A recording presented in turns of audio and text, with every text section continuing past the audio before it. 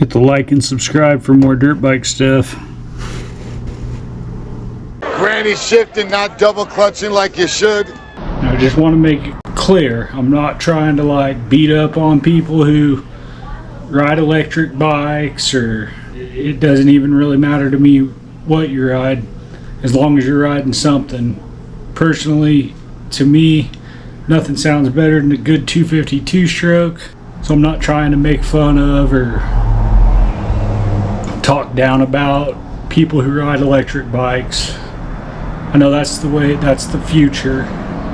Stark vargs in World Supercross, electric bikes racing against gas-powered bikes. I'm not really sure. I don't know much. It's a little bit I thought I knew. I realized I don't know. For as much as I thought I knew, I realized I don't know.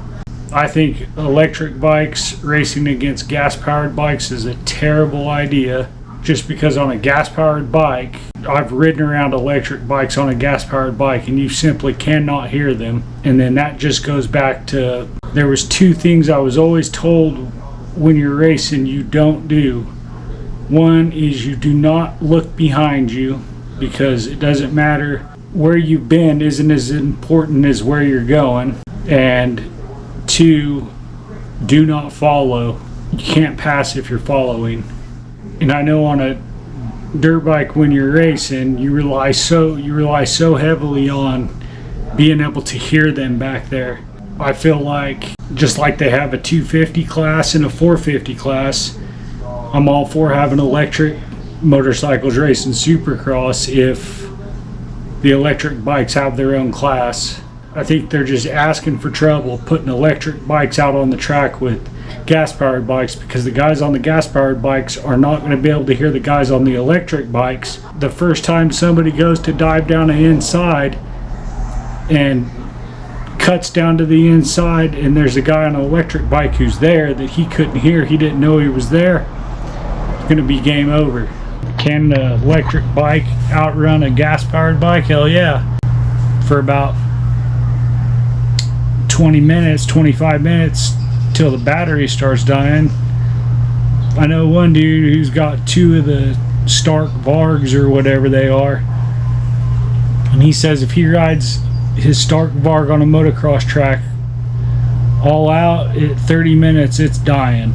And it's not like a slow die, it's like it starts dying real fast. Like he was saying, when it starts dying, he's pretty much got to pull off the track, take it back and charge it, and then he's got to have two of them to be able to enjoy a day riding, because it takes a couple hours for the generator to charge the battery or whatever.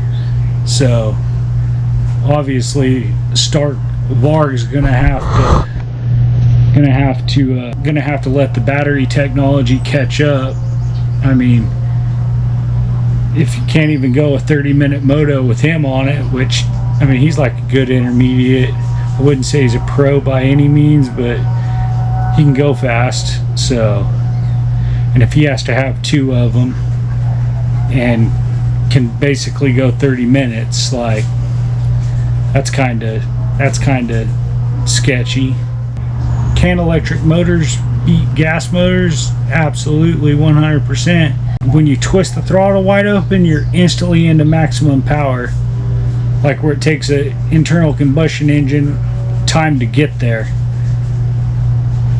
You pin it on an electric, on something electric, you're instantly into maximum power. Like as soon as you hit it, it's electric. It's not, it doesn't have to build up to get there. It's just there. You wick the throttle on and it's there. I still don't think that they should be racing Supercross against 450s though. Not only the sound, not being able to hear them. You shouldn't put electric bikes out on the racetrack with gas-powered bikes. You're just asking for somebody to crash into somebody, and then a fight breaking out in the pits, and then that doesn't look good for anybody. I think it'd be interesting to watch though. I'm all for electric bikes. I just kind of feel like World Supercross is almost going to try to force it on you, when if they don't let them race with the gas-powered bikes, then they don't have a big enough turnout to justify holding the race. If they were going to have an electric class, I think it would be better to have an electric only class, just like they have a 250F class and a 450 class, electric only class. But the only problem is if they have an electric only class, they're only going to have 4 or 6 bikes on the starting line, and they're all going to be Stark vargs.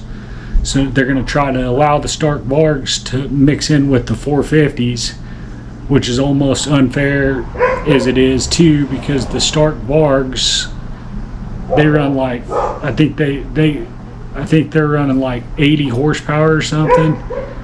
So yeah, they're going to get the start, and then what's going to happen when the battery starts dying? They're just going to go backwards.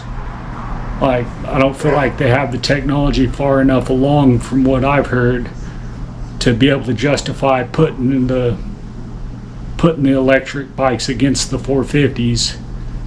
And that's coming directly from somebody who owns 2 of them, who, like I said, has to have 2 of them to be able to go enjoy one day of riding, because the battery dies so fast. Not to mention, I was watching a video on YouTube about them dynoing a Stark Varg, and they had it on the wide open setting, which I think is like 80 horsepower, and they were running it on the dyno, and the motor just like blew apart while they were dynoing it. Like, it's just crazy. Should be interesting though, interesting to watch, fun to see, I guess. At least it gives us something to ponder and something to talk about. You can't handle the truth!